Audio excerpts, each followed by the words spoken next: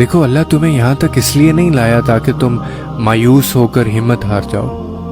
تمہیں کیا لگتا ہے کہ تم آج جہاں ہو وہاں بے وجہ ہو؟ تم خود یہاں تک نہیں پہنچے ہو بلکہ تمہیں یہاں تک لایا گیا ہے۔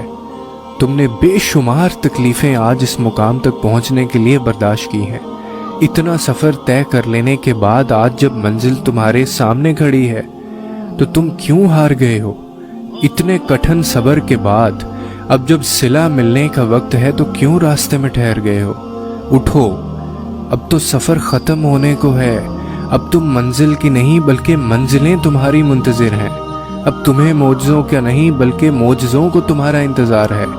اب کن تمہاری ایک آخری دعا کا ارادہ باندھے ہوئے ہے کہ یہاں تم مانگو اور وہاں تمہیں منہ سے نکلی پہلی فریاد پر نواز دیا جائے۔ اب صبر کے زمانے گزر گئے ہیں، اب صلے ملنے کا وقت ہے۔ اب بات سسکنے کی نہیں رہی، اب قبولیت کا وقت ہے۔ اب مسافتیں ختم ہونے کو ہیں، اب آنسوؤں کے مسکراہٹوں میں بدلنے کا وقت ہے۔ کسی اور کا نہیں، اب یہ تمہارا وقت ہے۔ ہزاروں مایوس لوگوں میں سے اگر اس نے تمہیں دعا کی توفیق دی ہے تو پھر وہ کیسے تمہاری دعا کو رد کر سکتا ہے؟ جس نے دعا کا حکم دیا ہے اس نے قبولیت کا بھی تو وعدہ کر رکھا ہے۔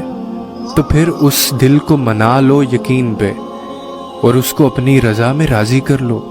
اگر اس نے راضی نہ ہونا ہوتا تو وہ تمہیں کبھی بھی منانے کا اشارہ نہ دیتا، اور وہ یقیناً تمہیں وہ سب دینے والا ہے جس کے لیے تم راتوں کو اٹھ اٹھ کر رویا کرتے تھے۔